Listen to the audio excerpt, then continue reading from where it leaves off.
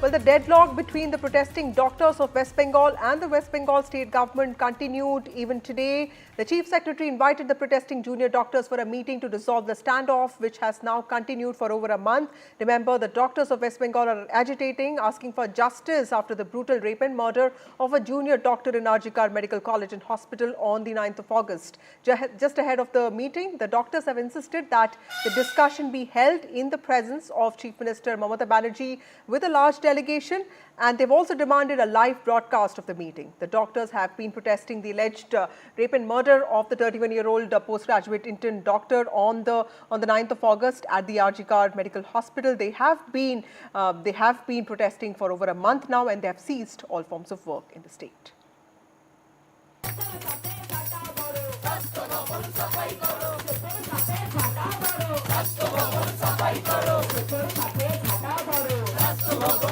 Protesting doctors versus Mamata government. 2 invites for talks in 24 hours, but to no avail.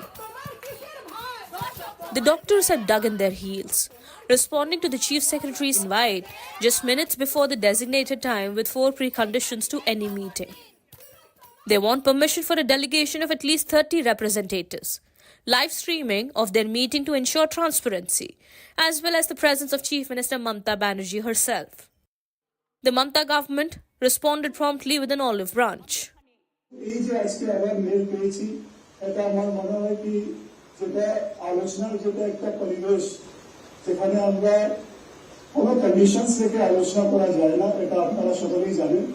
আমরা চাইছিলাম খোলামেলা আলোচনা হবে, একটু পারস্পরিক ব্রেনস্টর্মিং হবে, ওদের কি কনসার্নস গুলো আছে এটা যাতে আমরা শুনতে পারি, বুঝতে পারি এবং ওই কনসার্নস গুলোকে যাতে আমরা আলোচনার মাধ্যমে অ্যাড্রেস করতে পারি, তারপরে আমরা যেখানে যেখানে যে কাজ করার প্রয়োজন এটা করব।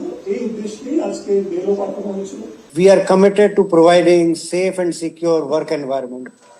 Protesting doctors on Tuesday defy the top court's deadline to rejoin work, and Mamata government misses no opportunity to remind them of their duties.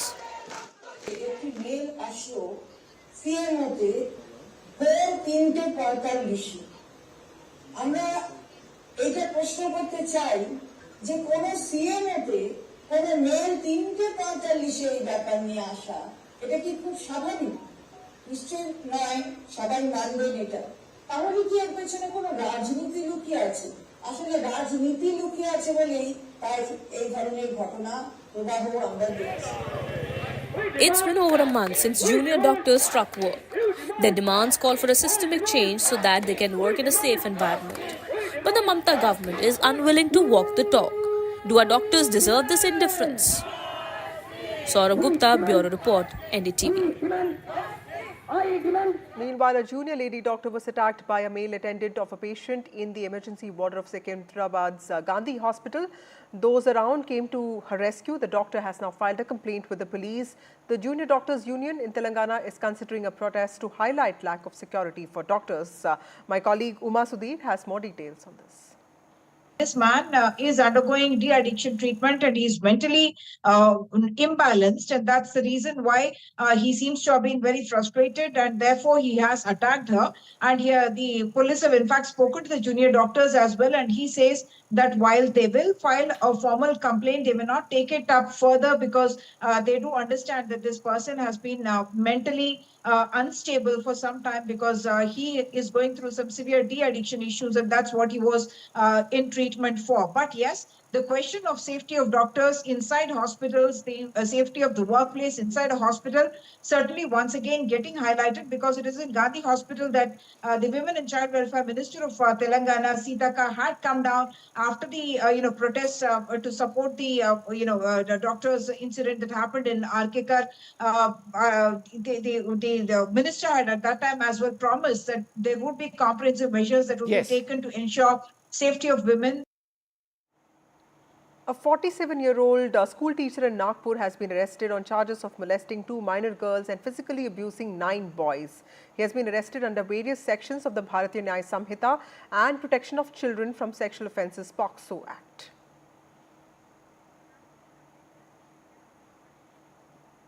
Meanwhile, a low-intensity explosion occurred at a house in the upscale Sector 10 of Chandigarh, with its owner claiming that two persons in an auto rickshaw had hurled a grenade. This is what the police said. In fact, there was no casualty, but some windows and pots kept in the garden were damaged in this incident.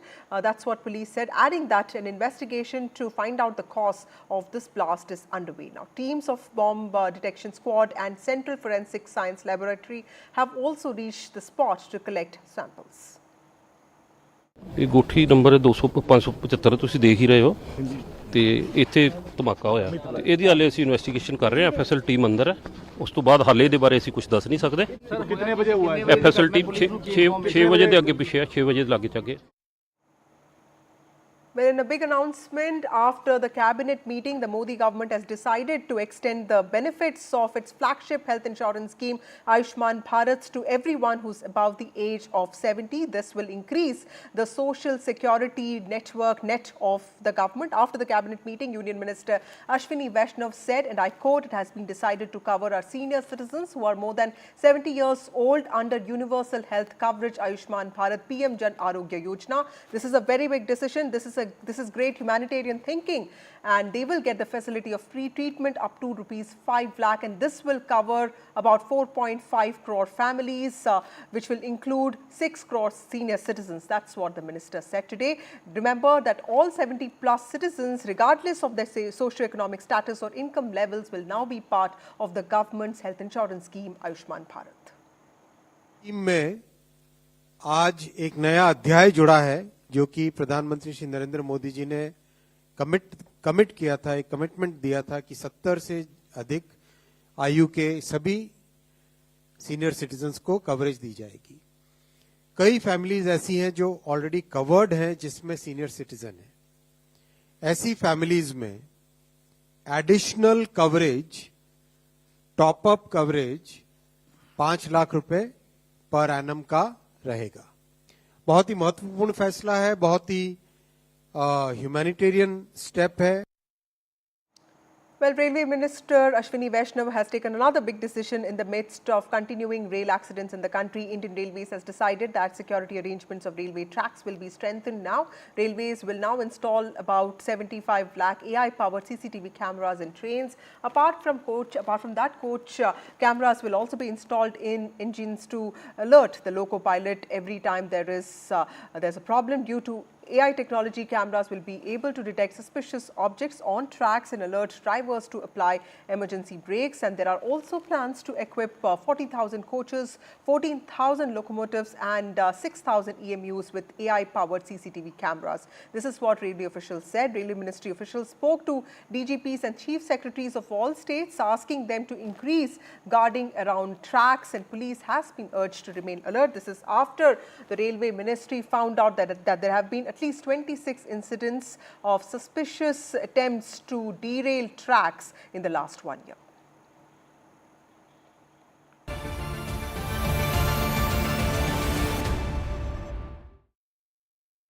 Moving on to some poll-bound states, Baramulla MP Engineer Rashid walked out of Tihar jail today after being granted interim bail. Rashid, who was arrested in 2019 in connection with a terror funding case, received temporary reprieve to campaign for the upcoming Jammu and Kashmir Assembly elections. But his release has been questioned by former Chief Minister Omar Abdullah, who has expressed skepticism on his release, saying that something was fishy, especially since the BJP did not protest his release. While on walking out, Rashid has said that he would fight against Prime Minister Narendra Modi's narrative of Naya Kashmir. I will not let down my people. I take a pledge that I will fight Modi's narrative of Naya Kashmir, which has miserably failed in Jammu and Kashmir. People have rejected his narrative, and people of J&K have rejected whatsoever he did on 5th August 2019.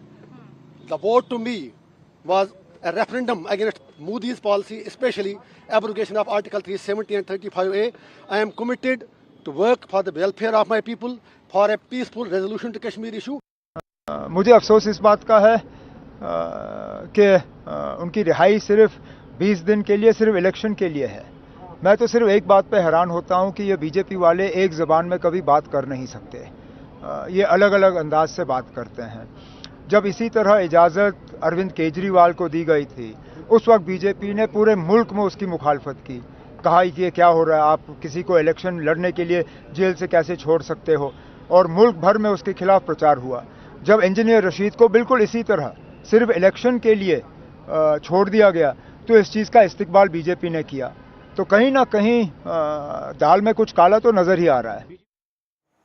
Well, now a special focus on Kulgam ahead of Jammu and Kashmir Assembly elections. It's a battle between Islamists and Communists in Kashmir's only red island, and battle lines are sharply drawn. Communist stalwart Mamata Banerjee is launching scathing attacks on Jamaat-e-Islami for its role in separatism, terrorism and killings in Kashmir. My colleague Nazir has this report.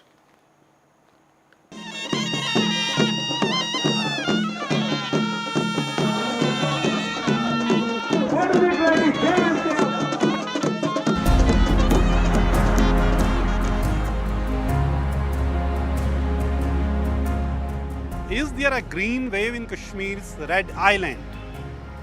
Kulgam constituency has been a bastion of CPIM. Since 1996, MY Tarigami has been winning elections from here, but in this election, he is facing a serious challenge from Jamaat Islami backed candidate Sayyar Ahmed.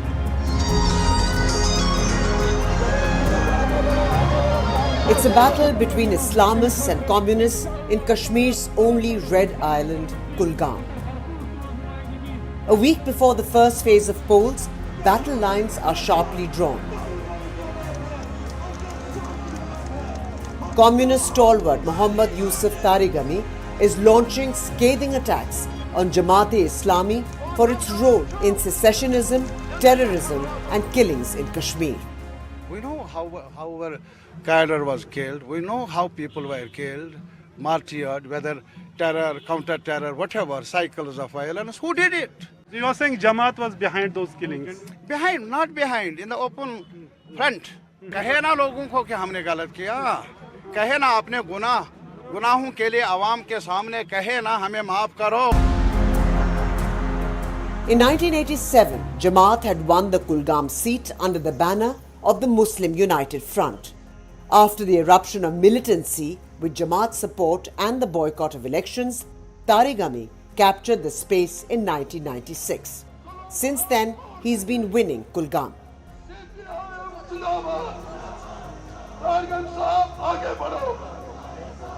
Jamaat-e-Islami in Jammu and Kashmir has been declared a banned organization under the anti-terror law UAPA since 2019. So Jamaat members are contesting polls as independent candidates. In Kulgam, it's Syed Ahmed Reshi who is challenging Tarigami. He tells his supporters that communism has been defeated everywhere. Now it's the turn of Kulgam.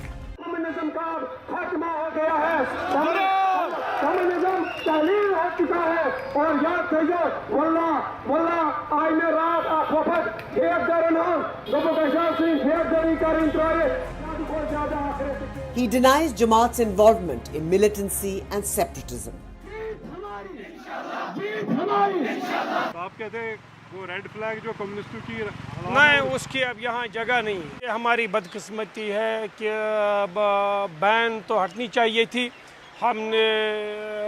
हमें बड़ा यकीन था कि tribunal के हवाले से कोई ऐसी बात सामने नहीं आई थी, हमारे हक में था सब कुछ, लेकिन बैन तो नहीं हटी। अलबत्ता हम भी सो के क्या करेंगे, हमें तो आगे बढ़ना है। हमारा एक खास मिशन है, वो ये है कि हम लोगों के काम आ जाए। On the other hand, the communist leader is confident that religion-based politics will be defeated with 100% Muslim population. He also demands a probe into the killings of thousands here for standing with democracy. ये सवाल है, इसीलिए मैं आपको कहता हूं एक commission बनाया जाए। अगर ये अभी सुप्रीम कोर्ट के एक जज ने भी कहा रिकंसिलिएशन का, और लोग जानेंगे कौन कहां खड़ा है।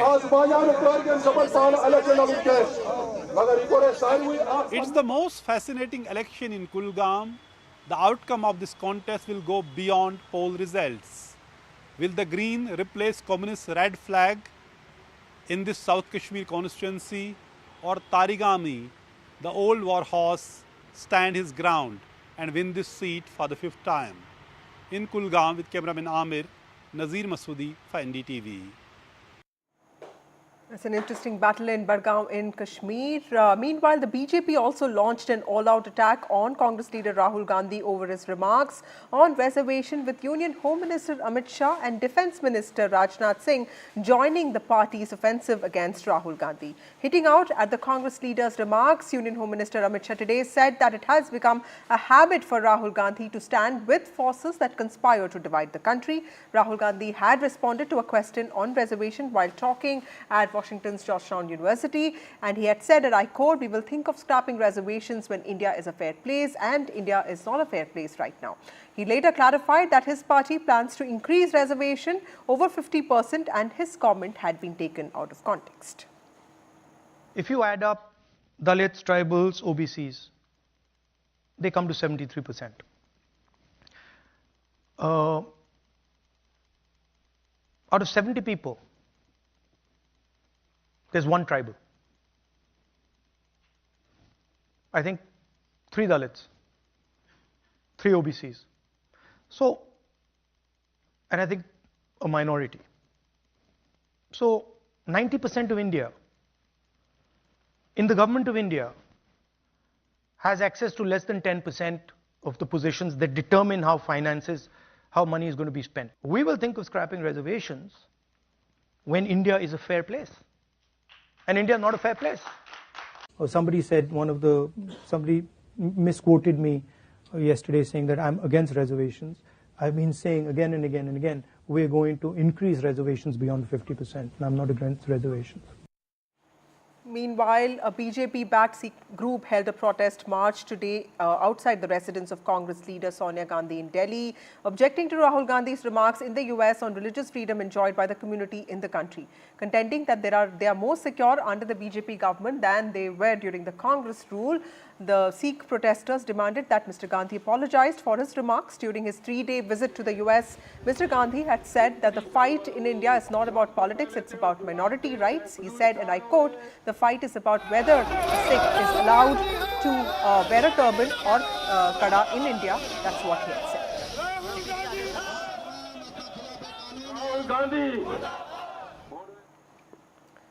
Well, partial relief from toll tax, no toll for 20 kilometers, pay as you go, toll now, drive toll free up to 20 kilometers with GNSS relief for intercity travelers.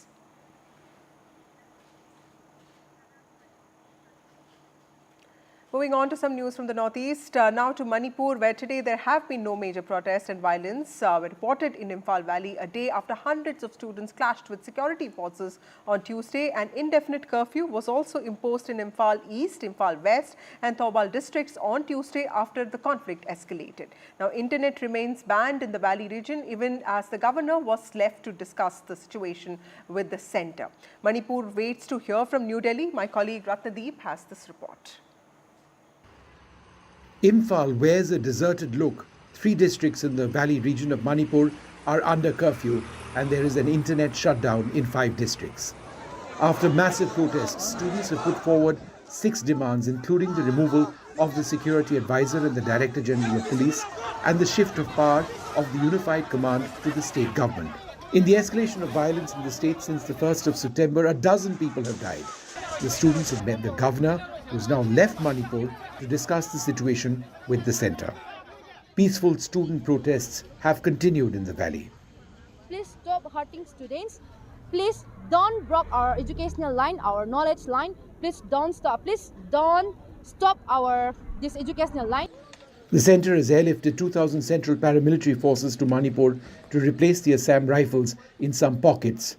Kukiso groups are opposed to this move, and in Kangpokpi district they have protested. Assam Rifles are the only security forces that have not been biased in their efforts to protect and save lives. Therefore, we have united under the banner of KOTU, and as mothers, we will not permit the Assam Rifles to replace by any other central forces. The Manipur police claim that they are trying their best to maintain peace. We request the local public, particularly the parents, to have a close watch on their son and daughters that school-going son and daughters, the students, that whether they have the knowledge that they are going to participate, and if they are going to participate, whether they are going to stay at night outside their house in uniform. While many students have been injured in the clashes with the police, they are waiting to hear from New Delhi on their demands. With Ratnadeep Chaudhary, Vishnu Shom for NDTV. Meanwhile, Karnataka Chief Minister Siddaramaiah has set up a committee of ministers to look into various scams and irregularities of the past. Is this a deliberate move of the Karnataka government to put the opposition in a bind? My colleague Pratibha Raman has this report. Headed by Karnataka Home Minister G. Parameshwara, the Siddaramaiah administration has formed a cabinet subcommittee comprising 5 ministers. They are tasked with submitting a status report in 2 months on pending investigations into scams in the past.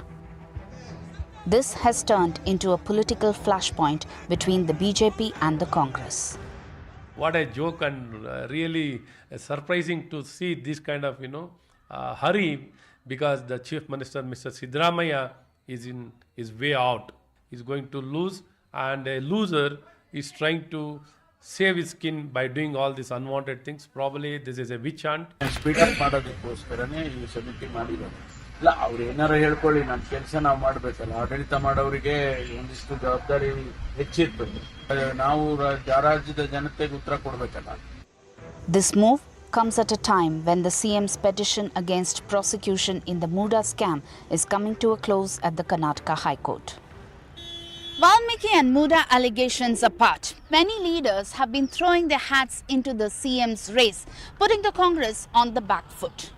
The ruling party is now adopting a counter strategy to change its perception battle and ensuring that they would dig into the opposition's dirt. With camera person Govind, Pratibha Raman in Bengaluru for NDTV. The Prime Minister Narendra Modi made a special visit today to the CJI's residence. In fact, he was present at CJI DY Chandrachud's Ganpati Puja celebrations today. Prime Minister Narendra Modi was seen performing the Aarti at the Chief Justice of India's residence today. He celebrated Ganesh Chaturthi along with the family of the Chief Justice of India. रत्न खच सुंदर मस्तकी भाड़ा